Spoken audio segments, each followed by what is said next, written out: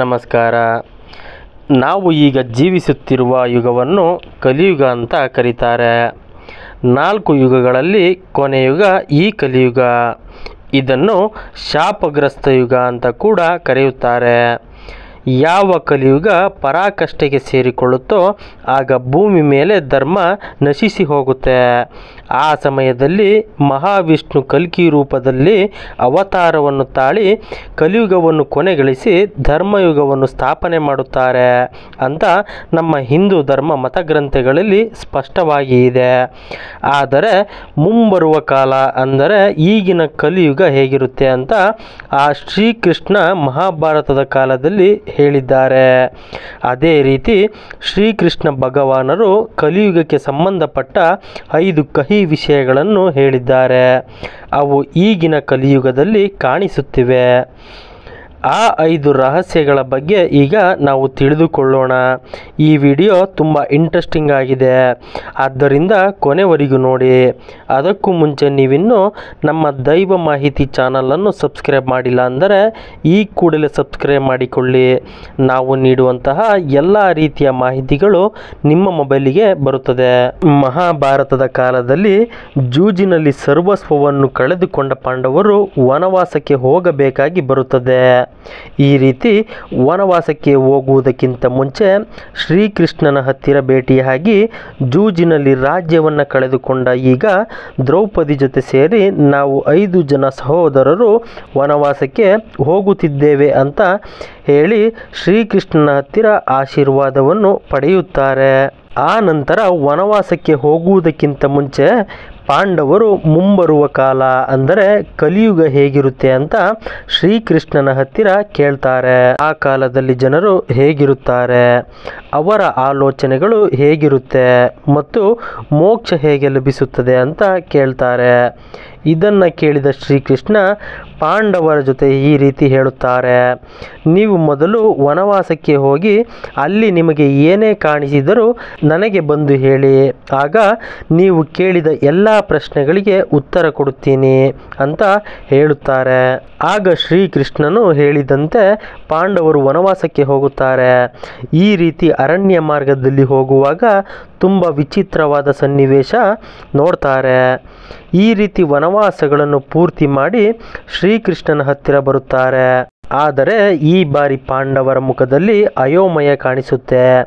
ಆಗ ಶ್ರೀಕೃಷ್ಣನು ಪಾಂಡವರನ್ನು ನೋಡಿ, ನಿಮ್ಮ ಮನಸ್ಸಿನಲ್ಲಿ ಎಂತಹ ಪ್ರಶ್ನೆ ಇದ್ದರೂ ನೀವು ಯಾವ ದೃಶ್ಯಗಳನ್ನು ನೋಡಿದ್ದರೂ ಅದನ್ನು ನನ್ನ ಹತ್ತಿರ ಕೇಳಿ, ಅದಕ್ಕೆ ನಾನು ಉತ್ತರ ಕೊಡುತ್ತೇನೆ ಅಂತ ಹೇಳುತ್ತಾರೆ. ಆ ಮಾತುಗಳನ್ನು ಕೇಳಿದ ಪಾಂಡವರ ಸಹೋದರನಾದ ಯುಧಿಷ್ಠಿರ ಕೈಗಳನ್ನು ಜೋಡಿಸಿ, ಹೇ ಕೃಷ್ಣ, ಅರಣ್ಯದಲ್ಲಿ ನಮ್ಮ ಆಲೋಚನೆಗಳು ನಾವು ನೋಡಿದ ದೃಶ್ಯಗಳ ಮೇಲೆ ಇದೆ. ನಾನು ಅರಣ್ಯದಲ್ಲಿ ಒಂಟಿಯಾಗಿ ಹೋಗುವಾಗ ಅಲ್ಲಿ 2 ಸೊಂಡಿಲುಗಳಿರುವ ಆನೆ ಕಾಣಿಸಿಕೊಳ್ಳುತ್ತದೆ. ಆ ಆನೆಗೆ 2 ಸೊಂಡಿಲುಗಳು ಏಕೆ ಇವೆ ಅನ್ನೋ ನನ್ನ ಪ್ರಶ್ನೆಗೆ ಉತ್ತರ ಕೊಡಿ. ಆ ನಂತರ ಅರ್ಜುನ, ನಾನು ಅರಣ್ಯದಲ್ಲಿ ಒಂದು ಪಕ್ಷಿಯ ರೆಕ್ಕೆಯ ಮೇಲೆ ವೇದಗಳನ್ನು ಬರೆದಿದ್ದನ್ನು ನೋಡಿದ್ದೇನೆ. ಆದರೆ ಆ ಪಕ್ಷಿ ಸತ್ತ ಮಾಂಸವನ್ನು ಏಕೆ ತಿನ್ನುತ್ತಿದೆ? ಅರ್ಜುನನ ನಂತರ ಭೀಮನು, ಅರಣ್ಯದಲ್ಲಿ ಒಂದು ಹಸು ಆಗ ತಾನೇ ಹುಟ್ಟಿದ ತನ್ನ ಕರುವನ್ನು ಗಟ್ಟಿಯಾಗಿ ತನ್ನ ನಾಲಿಗೆಯಿಂದ ಸವರುತ್ತಿದೆ. ಆ ಕಾರಣದಿಂದ ಕರು ದೇಹದಿಂದ ರಕ್ತ ಬರುತ್ತಿದೆ. ಅದನ್ನು ನೋಡಿ ಒಬ್ಬ ತಾಯಿ ತನ್ನ ಮಗುವನ್ನು ಈ ರೀತಿ ಏಕೆ ಮಾಡುತ್ತಿದೆ ಅಂತ ಆಶ್ಚರ್ಯಪಟ್ಟೆ. ನಂತರ ಶ್ರೀಕೃಷ್ಣನು ಸಹದೇವನನ್ನು ಅರಣ್ಯದಲ್ಲಿ ನೀನು ಏನು ನೋಡಿದೆ ಅಂತ ಕೇಳ್ತಾರೆ. ಆಗ ಸಹದೇವರು, ನಾನು ಅರಣ್ಯದಲ್ಲಿ ಒಂದೇ ಕಡೆ ತುಂಬ ಬಾವಿಗಳು ಇರೋದನ್ನು ನೋಡಿದೆ. ಆದರೆ ಇಲ್ಲಿ ಆಶ್ಚರ್ಯ ಏನು ಅಂದರೆ ಹತ್ತಿರದಲ್ಲಿ ಇದ್ದ ಎಲ್ಲ ಬಾವಿಗಳಲ್ಲಿ ನೀರು ಇದೆ, ಆದರೆ ಮಧ್ಯದಲ್ಲಿ ಇರುವ ಬಾವಿಯಲ್ಲಿ ನೀರು ಇಲ್ಲ. ಅದು ತುಂಬ ಆಳನೂ ಕೂಡ ಇದೆ, ಆದರೂ ಅದರಲ್ಲಿ ನೀರು ಇಲ್ಲ. ಇದು ಹೇಗೆ ಸಾಧ್ಯ? ನಂತರ ನಕುಲ, ನಾನು ಅರಣ್ಯದಲ್ಲಿ ಹೋಗುತ್ತಿರುವಾಗ ಪರ್ವತದಿಂದ ಒಂದು ದೊಡ್ಡ ಕಲ್ಲು ಬಂಡೆ ಉರುಳುತ್ತಾ ಬರುತ್ತೆ. ಆಗ ಏಕ ಮರ ಗಿಡಗಳು ಅದಕ್ಕೆ ಅಡ್ಡ ಸಿಗುತ್ತೆ, ಆದರೂ ಅದನ್ನು ನಿಲ್ಲಿಸಲು ಸಾಧ್ಯವಾಗಲಿಲ್ಲ. ಕೊನೆಗೆ ಆ ಕಲ್ಲು ಬಂಡೆ ಒಂದು ಚಿಕ್ಕ ಗಿಡವನ್ನು ಸ್ಪರ್ಶಿಸಿದ ನಂತರ ನಿಂತು ಹೋಗುತ್ತೆ. ಈ ರೀತಿ ಪಾಂಡವರ ಸಹೋದರರು ತಾವು ಅರಣ್ಯದಲ್ಲಿ ನೋಡಿದ ವಿಷಯಗಳನ್ನು ಶ್ರೀಕೃಷ್ಣನಿಗೆ ಹೇಳುತ್ತಾರೆ. ನಂತರ ಶ್ರೀಕೃಷ್ಣನು ಯುಧಿಷ್ಠಿರನ ಹತ್ತಿರ ಈ ರೀತಿ ಹೇಳ್ತಾರೆ, ನೀವು ಹೇಳಿರುವ ರೀತಿ 2 ಸೊಂಡಿಲುಗಳಿರುವ ಆನೆಯನ್ನು ನೋಡಿ ಯೋಚನೆ ಮಾಡ್ತಿದ್ದೀರಾ.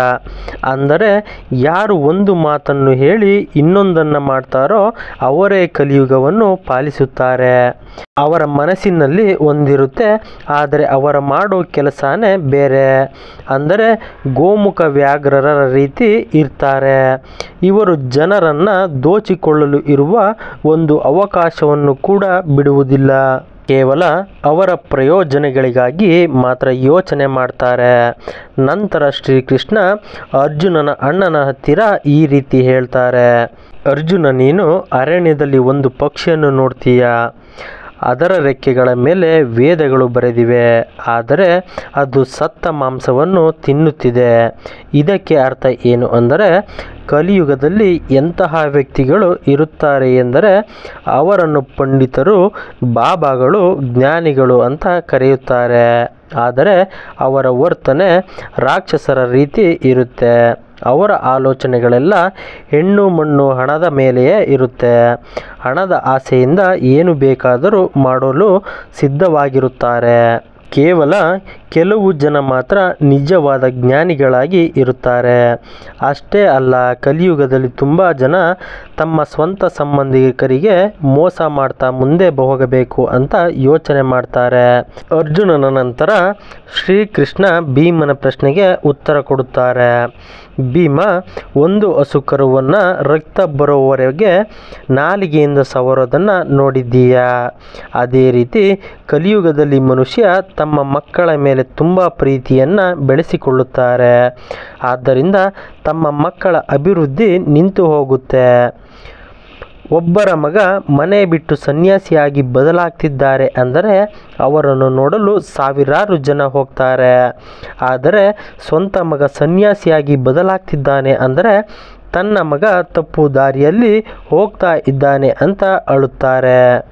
ಇದರ ಅರ್ಥ ಏನು ಅಂದರೆ ಕಲಿಯುಗದಲ್ಲಿ ತಮ್ಮ ಮಕ್ಕಳಿಗೆ ತುಂಬ ಹಣವನ್ನು ಕೂಡಿಡುತ್ತಾರೆ, ಆದರೆ ಆ ಹಣ ಅವರಿಗೆ ಶಾಪವಾಗಿ ಬದಲಾಗುತ್ತದೆ. ಎಲ್ಲ ಕಷ್ಟಗಳು ಆ ಹಣದಿಂದಲೇ ಬರುತ್ತೆ. ಇದರ ನಂತರ ಶ್ರೀಕೃಷ್ಣನು, ಸಹದೇವ, ನೀವು ಅರಣ್ಯದಲ್ಲಿ ನೋಡಿದ ಹಾಗೆ ಅಲ್ಲಿ ತುಂಬ ಬಾವಿಗಳು ಇರುತ್ತೆ, ಆದರೆ ಮಧ್ಯದಲ್ಲಿ ಇರುವ ಬಾವಿ ಮಾತ್ರ ಖಾಲಿಯಾಗಿರುತ್ತೆ. ಅಂದರೆ ಕಲಿಯುಗದಲ್ಲಿ ಸುತ್ತಲೂ ಧನವಂತರಿರುತ್ತಾರೆ, ಮಧ್ಯದಲ್ಲಿ ಮಾತ್ರ ಬಡವರಿರುತ್ತಾರೆ. ಧನವಂತರು ನೀರಿನ ರೀತಿ ತಮ್ಮ ಸುಖ ಸಂತೋಷ ಆನಂದಕ್ಕಾಗಿ ನೀರಿನ ರೀತಿ ಹಣವನ್ನು ಖರ್ಚು ಮಾಡುತ್ತಾರೆ, ಆದರೆ ತನ್ನ ಪಕ್ಕದಲ್ಲಿರುವ ಬಡವರಿಗಾಗಿ ಅವರು ಯಾವುದೇ ಸಹಾಯವನ್ನು ಕೂಡ ಮಾಡುವುದಿಲ್ಲ. ಕಲಿಯುಗದಲ್ಲಿ ಆಹಾರ ಇರುತ್ತೆ, ಆದರೆ ಧನವಂತರಿಗೆ ಮಾತ್ರ ಸುಲಭವಾಗಿ ಸಿಗುತ್ತೆ. ಬಡವರು ಮಾತ್ರ ಪ್ರತಿದಿನ ಆಹಾರಕ್ಕಾಗಿ ಕಷ್ಟಪಡಲೇಬೇಕು. ಇದನ್ನು ಕೇಳಿದ ಸಹದೇವ ದುಃಖಪಡುತ್ತಾರೆ. ಆದರೆ ಈ ಕಹಿ ಸತ್ಯವನ್ನು ಬದಲಾಯಿಸಲು ಯಾರಿಂದಲೂ ಸಾಧ್ಯವಿಲ್ಲ ಅಂತ ಸಹದೇವನಿಗೂ ಗೊತ್ತು.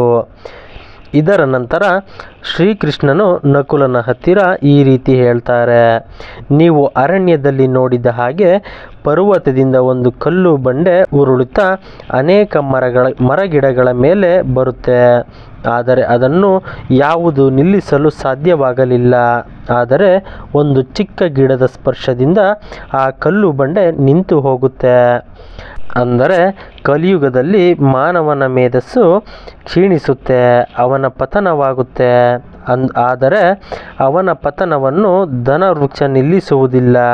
ಭಗವಂತನ ಸ್ಮರಣೆ, ಧ್ಯಾನ ಎಂಬ ಭಕ್ತಿಯ ಗಿಡವೇ ಅವನ ಪತನವನ್ನು ನಿಲ್ಲಿಸುತ್ತೆ. ಆದ್ದರಿಂದ ಕಲಿಯುಗದಲ್ಲಿ ಯಾರು ಹಣದ ಆಸೆಯನ್ನು ಬಿಟ್ಟು ದೇವರ ಸೇವೆಯನ್ನು ಮಾಡ್ತಾರೋ ಅವರು ಖಂಡಿತ ಸಂತೋಷವಾಗಿ ಇರುತ್ತಾರೆ ಅಂತ ಹೇಳುತ್ತಾರೆ. ಇಲ್ಲಿ ದೇವರ ಸ್ಮರಣೆ ಎಂದರೆ ಪ್ರತಿದಿನ ದೇವರಿಗೆ ಪೂಜೆ ಮಾಡುತ್ತಾ ದೇವರಿಗೆ ಸ್ಮರಣೆ ಮಾಡುತ್ತಾ ಕೂರೋದು ಅಲ್ಲ. ನೀವು ಮಾಡುವ ಕೆಲಸವನ್ನು ಶ್ರದ್ಧಾಭಕ್ತಿಗಳಿಂದ ಮಾಡಬೇಕು, ದಾನ ಧರ್ಮಗಳನ್ನು ಮಾಡಬೇಕು, ಎಲ್ಲ ವಿಷಯಗಳನ್ನು ಕೂಡ ಸದೃಢವಾಗಿರಬೇಕು. ಈಗ ತುಂಬ ಜನ ದಾನ ಮಾಡುವುದನ್ನು ಪಬ್ಲಿಸಿಟಿಗಾಗಿ ಯೂಸ್ ಮಾಡಿಕೊಳ್ಳುತ್ತಿದ್ದಾರೆ. ಆದರೆ ಅದು ದಾನ ಅಲ್ಲ. ನಾವು ಬಲಗೈಯಲ್ಲಿ ಮಾಡಿರುವಂತಹ ದಾನ ನಮ್ಮ ಎಡಗೈಗೆ ಗೊತ್ತಾಗಬಾರದು. ಅದೇ ನಿಜವಾದ ಧರ್ಮ. ಕಾಯಕವೇ ಕೈಲಾಸ ಎಂಬುದೇ ನಿಜವಾದ ಧರ್ಮ. ಶ್ರೀಕೃಷ್ಣನು ಹೇಳಿದ ಈ 5 ವಿಷಯಗಳು ಈಗ ಈ ಕಲಿಯುಗದಲ್ಲಿ ನಡೀತಾನೇ ಇವೆ. ಅವುಗಳನ್ನು ನಾವು ಪ್ರತಿನಿತ್ಯವೂ ಕೂಡ ನೋಡ್ತಾನೆ ಇದ್ದೀವಿ. ರಾಜಕೀಯ ನಾಯಕರುಗಳು ತುಂಬ ಭರವಸೆಯನ್ನು ಕೊಡುತ್ತಾನೆ ಇರುತ್ತಾರೆ, ಆದರೆ ಅದು ಯಾವುದು ಕೂಡ ನಡೆಯುವುದಿಲ್ಲ. ಅದೇ ರೀತಿ ಸ್ವಂತ ಸಂಬಂಧಿಕರು ಹಣಕ್ಕಾಗಿ ಕಿತ್ತಾಡೋದನ್ನು ನಾವು ಖಂಡಿತ ನೋಡಿರ್ತೀವಿ. ತಮ್ಮ ಮಕ್ಕಳಿಗಾಗಿ ಕೋಟ್ಯಾಂತರ ರೂಪಾಯಿಗಳನ್ನು ಕೊಟ್ಟಿರುವ ಧನವಂತರನ್ನು ಕೂಡ ನಾವು ನೋಡಿದ್ದೀವಿ. ನಾನು ದೇವರು, ನಾನು ಬಾಬಾ ಅಂತ ಹೇಳುವ ಕಾಮಬಾಬಾಗಳನ್ನು ಕೂಡ ನೋಡಿದ್ದೇವೆ. ಈ ರೀತಿ ಇವೆಲ್ಲ ವಿಷಯಗಳು ಈ ಕಲಿಯುಗದಲ್ಲಿ ನಡೀತಾನೇ ಇವೆ. ಒಂದಲ್ಲ ಒಂದು ದಿನ ಇವೆಲ್ಲ ಪರಾಕಾಷ್ಠೆಗೆ ಸೇರಿಕೊಂಡಾಗ ಖಂಡಿತ ಆ ಕಲ್ಕಿ ಬಂದೇ ಬರುತ್ತಾನೆ. ಅವನು ಕುದುರೆ ಮೇಲೆ ಬರುತ್ತಾನೋ ಅಥವಾ ಆಕಾಶದಿಂದ ಉಲ್ಕೆ ಮೇಲೆ ಬರುತ್ತಾನೋ ಗೊತ್ತಿಲ್ಲ. ಒಂದು ವೇಳೆ ಅವನು ಬಂದರೆ ಖಂಡಿತ ಈ ಕಲಿಯುಗ ಉಳಿಯೋದಿಲ್ಲ. ಇದು ಮಾತ್ರ ಸತ್ಯ. ಇದರ ಬಗ್ಗೆ ನಿಮ್ಮ ಅಭಿಪ್ರಾಯ ಏನು ಅಂತ ಖಂಡಿತ ಕಾಮೆಂಟ್ ಮಾಡಿ. ಮತ್ತಷ್ಟು ಇಂತಹ ಮಾಹಿತಿಗಳಿಗಾಗಿ ಲೈಕ್ ಮಾಡಿ, ಶೇರ್ ಮಾಡಿ, ನಮ್ಮ ಚಾನಲನ್ನು ಸಬ್ಸ್ಕ್ರೈಬ್ ಮಾಡಿಕೊಳ್ಳಿ.